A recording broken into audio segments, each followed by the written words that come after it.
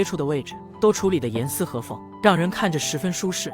天下奇雨，幸好已经铺好帆布，木屋里能保持干燥。坐在地板上休息一下，倒上一杯茶水，拿一本书，享受雨声带来的宁静和安详。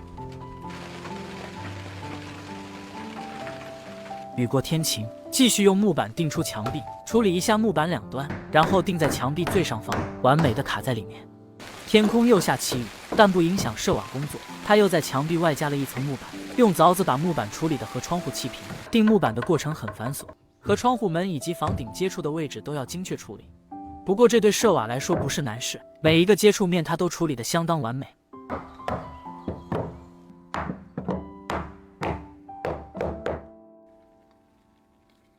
晚上为自己煮一锅美食，今晚他只能睡在地板上。不过平整的地板很干燥，睡在上面也很舒服。